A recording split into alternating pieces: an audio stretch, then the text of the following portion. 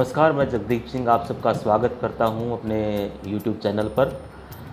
विद्यार्थियों, इस वीडियो में हम बात करेंगे चिट्ठियों की। चिट्ठी यानी कि पत्र। पत्र वही पत्र जो आपको एक ज़माने में संचार का माध्यम हुआ करते थे। वही पत्र जिन्हें उर्दू में हम ख़त के नाम से जानते हैं। वही पत्र जिन्हें कभी कबूतर पहुंचाया करते थे। वही पत्र जो अगर प्यार में लिखा जाए तो पहला खत लिखने में वक्त लगता है। सुना है ना? प्यार का पहला खत लिखने में वक्त तो लगता है।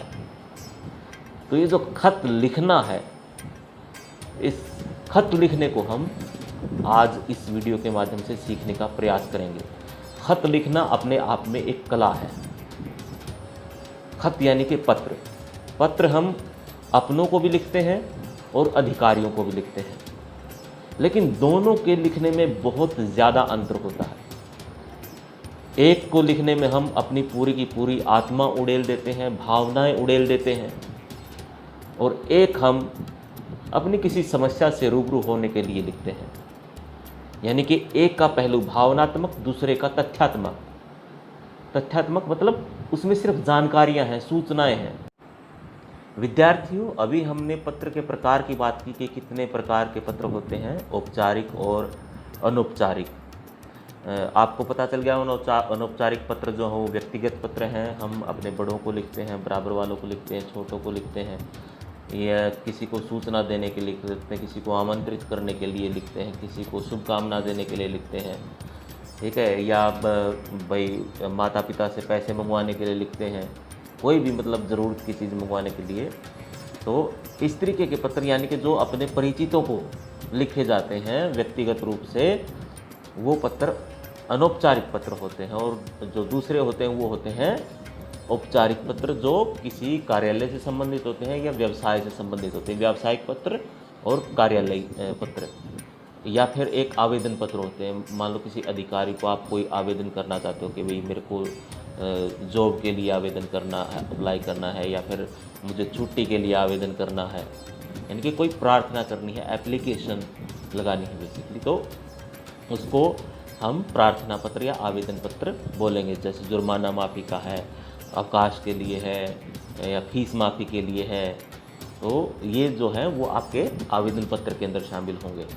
तो ये आपने इनके प्रकार। अब इनमें मूल अंतर इनकी शैली में क्या होता है, इसके बारे में कैसे लिखेंगे जब हम आगे बात करेंगे। लेकिन उससे पहले जो महत्वपूर्ण चीज़ है, आप स्क्रीन पर देख पा रहे हैं, पत्र के अंग कौन से होते हैं। ये बहुत ही महत्वपूर्ण चीज़ है और बहुत सारे विद्यार्थी इसमें गलती करते हैं। कक्षा 6 और 7 के विद्यार्थी ध्यान दें। 8वीं और 9वीं कक्षा के विद्यार्थियों को भी ख़ास तौर पे बहुत सारे विद्यार्थी हैं जो पत्र को सही तरीके से नहीं लिख पाते हैं, तो उनको इससे काफ़ी मदद मिलेगी। तो सबसे पहला जो अंग, पत्र के अंग कौन कौन से होते हैं, सबसे पहले क्या लिखा जाता है उसमें? सबसे पहले लिखते हैं हम पता और तिथि। उसकी जो शुरुआत करते हैं, प्रारंभ जो होता है, उसमें क्या होता है? पता और तिथि का लिखना, ताकि जो पढ़ने वाला है उसको पता चल जाए कि भाई पत्र जो है वो किसने लिखा है। उसके बाद है संबोधन तथा अभिवादन, उसका प्रयोग करना। जैसे सेवा में पूजनीय पिताजी, दादाजी, दादी जी, ठीक है, या फिर सेवा में श्रीमान, सेवा में प्रधानाचार्य महोदय, सेवा में प्रबंधक महोदय, सेवा में संपादक महोदय। तो इस प्रकार से संबोधन करना, अभिवादन की शब्दावली का प्रयोग करना, सेवा में, प्रतिष्ठा में। फिर उसके बाद आता है विषय वस्तु, के पत्र की विषय वस्तु क्या है, क्या मतलब किस बात को लेकर के आप पत्र लिखना चाहते हैं, क्या कहना चाहते हैं आप। फिर वो विषय वस्तु आती है कि कंटेंट क्या होगा उसके अंदर, उसकी विषय वस्तु क्या होगी। फिर उसके बाद पत्र की समाप्ति तथा हस्ताक्षर करना, उसका समापन करना।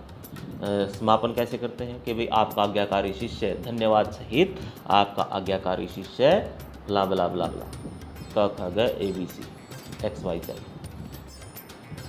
अब बात करते हैं हम हमारे पहले अंक की पता और तिथि की।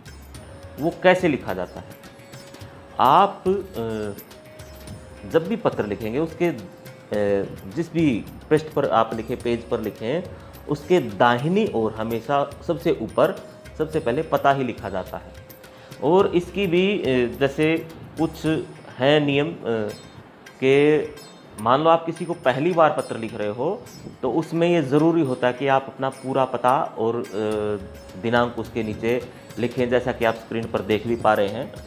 इसके अलावा ये हो सकता है कि भाई मान लो कोई आपसे परिचित है, आपको जानता है, आपका पता भी जानता है, तो उसके लिए आपको पत्र में पता लिखने की ज़रूरत नहीं है। वहाँ पर आप खाली शहर का नाम लिख देंगे और तिथि लिख देंगे तो भी काम आपका चल जाएगा। अगर आप लोकल ही हैं, क्षेत्रीय हैं, स्थानीय हैं, उसी स्थान से हैं जहाँ पर आपको पत्र लिख रहे हैं, मतलब अपने ही शहर में किसी दोस्त को पत्र लिख रहे हैं या किसी अधिकारी को पत्र लिख रहे हैं, तो आप वहाँ पर स्थानीय भी लिख सकते हैं, साथ में दिनांक लिख दें, तो इससे भी आपका काम हो जाएगा। तीनों की जो तीनों स्थितियाँ हैं वो नीचे यहाँ पे दी गई हैं। इस बात को आप ध्यान रखें कि जो सबसे पहला जो अंग है वो हमारा पता और तिथि है। ये पता और तिथि हमारा ज़रूर लिखा होना चाहिए। अगर आपसे परिचित है कि भाई आपको अच्छी तरीके से जानता है जिसको आप पत्र लिख रहे हैं, तो उसके लिए फिर आप अपने शहर का नाम लिख दें। अगर आप उसी शहर से हैं तो फिर स्थानीय लिख करके वहाँ पर आप उसके नीचे तिथि लिख दें, तो ये आपका पता और तिथि हो जाएगा। आपका जो पहला जो पत्र का जो अंग है वही है। अब इसके बाद हम आगे बढ़ते हैं, आगे आते हैं संबोधन और अभिवादन पे। इसमें जो संबोधन जो है वो हमारा आपका जो औपचारिक और अनौपचारिक पत्र हैं दोनों में अलग अलग तरीके का होगा। अनौपचारिक में आप जैसे पिताजी को लिखोगे तो पूज्य पिताजी, और जैसे शुरुआत में बताया था ना कि संबोधन जो बड़े हैं उनको आप आदर सूचक शब्दों के साथ संबोधित करोगे, पूज्य पिताजी, पूजनीय दादाजी, दादी जी। जी लगाना है आपको, और जो आपके समान हो, बराबर हो, आपका बराबर वाला हो, आपका हम उम्र हो, तो उसको आप संबोधित नाम से कर सकते हैं। आगे प्रिय लगा करके कि प्रिय दीपक, प्रिय, जैसे इसमें स्क्रीन पे आप देख रहे हैं प्रिय मीनू, अपने दोस्त का नाम लेकर के, अपने भाई का नाम लेकर के, जो भी आपकी बराबर का जिसको आप संबोधित करना चाहते हैं उसको नाम के साथ लगा दें, लेकिन उसके आगे जो है वो प्रिय शब्द जो लगा दे, इससे उसकी खूबसूरती बढ़ जाएगी। तो प्रिय लगाने से आपका काम हो जाएगा। बड़े बुजुर्गों के लिए हम आदरणीय का संबोधन भी इस्तेमाल करते हैं। आदरणीय मतलब आदर के योग्य, तो आदरणीय दादाजी जो और भी बड़े हैं उनके लिए बहुत ही आदरपूर्वक जो शब्दों का हम सम्मान सूचक शब्दों का प्रयोग उसके अंदर करते हैं। अब ये देखिए, मतलब जो प्रिय का जो इसमें पूज्य जो है, प्रिय जो है, आदरणीय, महोदय, ये सारे के सारे क्या हैं? ये संबोधन करने वाले शब्द हैं। इनके ज़रिए हम संबोधित करते हैं, जिसको पत्र लिख रहे हैं उस व्यक्ति को संबोधित करते हैं। किन शब्दों के ज़रिए? प्रिय के ज़रिए, आदरणीय के ज़रिए, महोदय के ज़रिए। तो ये क्या है? ये संबोधन के शब्द हैं। अब जो अनौपचारिक पत्र होते हैं उनके अंदर अनौपचारिक स्थितियों में अपने से छोटों के लिए और बराबर वालों के लिए, और जो आपके बहुत ही निकट के जो व्यक्ति हैं उनके लिए आप प्रिय का संबोधन कर सकते हैं। प्रिय के साथ में उनका नाम आप लिख सकते हैं कि प्रिय मित्र है, प्रिय नाम कोई भी आप ले लें।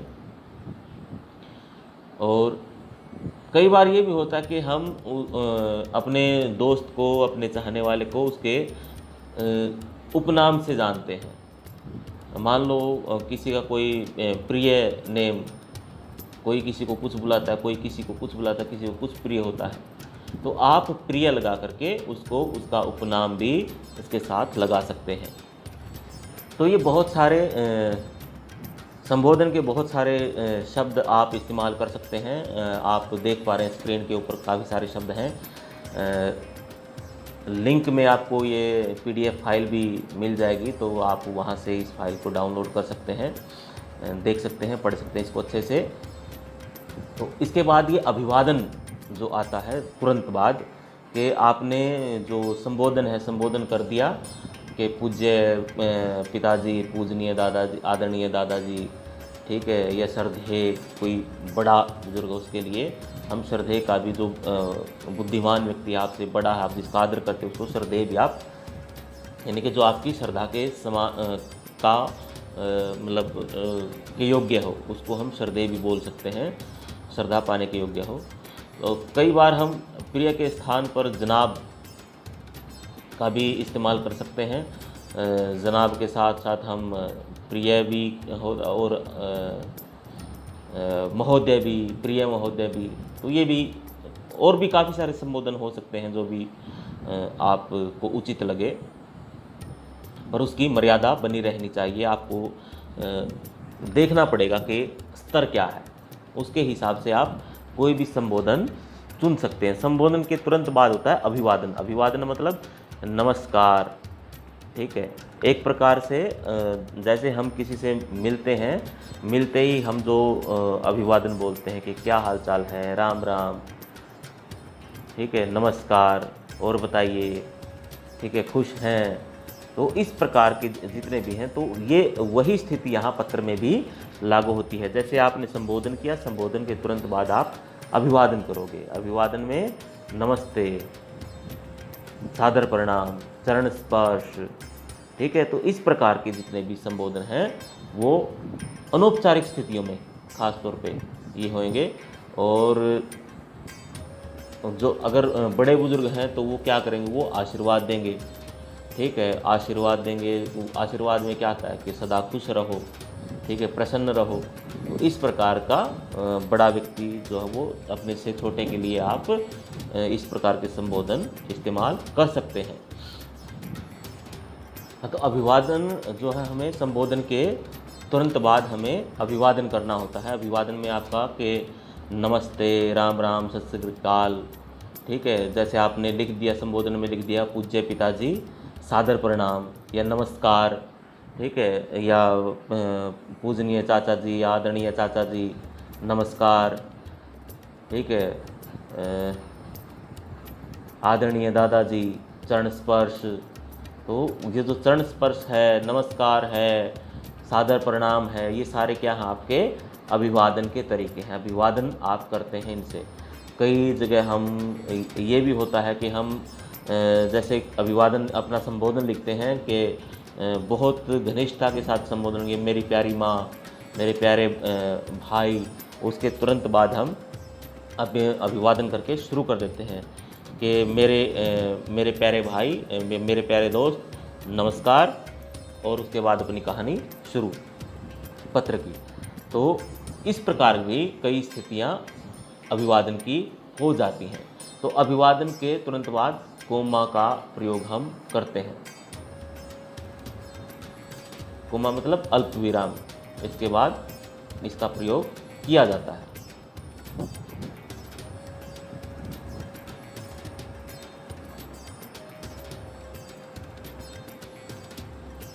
आप ये उदाहरण दे रखे हैं, नाम के साथ भी है और उसके साथ भी कि पूज्य दादाजी प्रणाम। प्रणाम के तुरंत बाद पूज्य दादाजी में ये आपका क्या है, ये आपका संबोधन है, पूज्य दादाजी, अल्प विराम है, उसके बाद प्रणाम, प्रणाम के बाद पूर्ण विराम।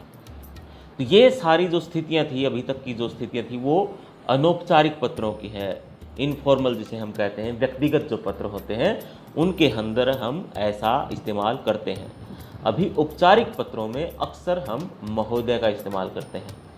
तो महोदय जो है वो बहुत ही बढ़िया एक शब्द है जिसको हम प्रयोग करते हैं। जैसे सेवा में प्रधानाचार्य महोदय, मतलब सेवा में, फिर उसके बाद सेवा में क्या है हमारा संबोधन, किसकी सेवा में, फिर उसके बाद क्या है आपका अभिवादन, उसमें के मान लो कोई अधिकारी संपादक है तो उसके आगे महोदय। जैसे हमने जी का प्रयोग किया वैसे ही यहाँ पर हम महोदय का प्रयोग कर देंगे। तो सेवा में प्रधानाचार्य महोदय, मुख्याध्यापिका, मुख्याध्यापक, प्राचार्य, ठीक है, संपादक, प्रबंधक, तो ये सारी चीज़ें आपकी उसमें उनके ये पद का नाम लिखा और उसके आगे महोदय लगा दिया। प्रबंधक महोदय, संपादक महोदय, प्राचार्य महोदय। तो औपचारिक पत्रों में हमको बहुत सारे चक्रों में नहीं पढ़ना होता। औपचारिक पत्रों में हमें सीधा आपका अभिवादन है, सबसे पहले नाम और पता है, उसको तिथि है, पता और तिथि है। पता और तिथि के बाद फिर आपका क्या है, संबोधन है, फिर अभिवादन है। संबोधन और अभिवादन के बाद सीधी विषय वस्तु शुरू हो जाती है। आप अपनी बात कहने लग जाते हैं, चाहे आप उनको कोई बात बता रहे हैं या फिर कोई संदेश दे रहे हैं, कोई सूचना दे रहे हैं, सीधी उसकी चिट्ठी शुरू हो जाती है और उसके बाद जो है उसका समापन हो जाता है। समापन में क्या, धन्यवाद सहित या फिर आपका प्यारा, ठीक है, आपका लाडला, आपकी लाडली, ठीक है, या आपका अभिन्न, ये भी हम लिख सकते हैं कि आपसे भिन्न नहीं है, या आपका अपना दोस्त, आपका अपना मित्र। तो ये आप संबोधन उसके अंदर करके उसको समाप्त करेंगे। ये हो गया आपका अनौपचारिक का। अब औपचारिक के अंदर क्या आएगा, औपचारिक के अंदर आपको इन चीज़ों के साथ विषय भी लिखना होता है। आपने लिख दिया कि प्राचार्य महोदय, फिर उसके बाद ये भी लिखना होता है कि वो कहाँ का, कौन से विद्यालय के प्राचार्य हैं, तो विद्यालय का नाम और फिर स्थान का नाम के केंद्रीय विद्यालय ONGC नाजिरा, केंद्रीय विद्यालय ONGC नाजिरा, नाजिरा स्थान का नाम। कहाँ पे नाजिरा में, केंद्रीय विद्यालय में, केंद्रीय विद्यालय है ONGC में, तो केंद्रीय विद्यालय ONGC नीचे आएगा नाजिरा, तो ये आपका स्थान हो जाएगा। उसमें आपको जैसे लिख दिया सेवा में प्राचार्य महोदय, केंद्रीय विद्यालय ONGC नाजिरा। अब आप नीचे क्या लिखेंगे, विषय लिखेंगे। नीचे क्या लिखेंगे, विषय लिखेंगे। विषय मान लो आपको अवकाश के लिए करना है, तो आप के 2 दिन के अवकाश के लिए या अवकाश हेतु पत्र, अवकाश हेतु इतना भी सही है, अवकाश हेतु या फीस माफ़ी हेतु। हेतु का मतलब होता है के लिए, फीस माफ़ी के लिए, अवकाश के लिए। ये आप जिस भी अधिकारी को पत्र लिख रहे हैं उसको संबोधित करते हुए उसको उस विषय से अवगत कराना जरूरी है कि भाई, ताकि अधिकारी आपके पत्र को पढ़े कि मसला क्या है। इसलिए उस अधिकारी को विषय से परिचित करवाना जरूरी है। तो आप उस संबोधन के बाद क्या लिखेंगे, विषय लिखेंगे। आपने संबोधन लिखा सेवा में प्राचार्य महोदय, केंद्रीय विद्यालय ONGC नाजिरा, फिर विषय लिख दिया आपने कि अवकाश हेतु के लिए, अवकाश हेतु पत्र, ठीक है, या छुट्टी के लिए प्रार्थना पत्र। तो ये लिख दिया आपने विषय। उसके बाद आपका जो होगा कि महोदय या श्रीमान जी और महोदय, इसके साथ हम कोमाल गा के अपना पत्र शुरू कर देते हैं। निवेदन यह है कि मैं लाभला हूँ, और अपना देके और फिर अपनी जो भी बात है वो कह करके उसकी समाप्ति कर दी जाती है। आपका आज्ञाकारी छात्र, या फिर अगर आप किसी समाचार पत्र के संपादक को लिख रहे हैं, तो अगर आप उसके निरंतर पाठक हैं तो आप ये भी कह सकते हैं कि आपका एक पाठक, या प्रार्थी भी लिख सकते हैं, निवेदक भी लिख सकते हैं, क्योंकि आप निवेदन कर रहे हैं, प्रार्थना कर रहे हैं, तो आप प्रार्थी भी लिख सकते हैं, निवेदन भी लिख सकते हैं, निवेदक भी लिख सकते हैं। तो इस प्रकार से आप अपना समापन उसका कर देंगे। ये आपका समापन वाला है, आप स्क्रीन पे देख पा रहे हैं कि किस प्रकार से हमें समापन करना है। इसमें आप बहुदिया का भी इस्तेमाल कर सकते हैं, बहुदिया। और विद्यार्थी बहुत करते हैं ये, आपका प्रिय शिष्य या आपका आज्ञाकारी शिष्य, आपकी आज्ञाकारी शिष्या, आपकी आज्ञाकारी शिष्या, आपका आज्ञाकारी शिष्य।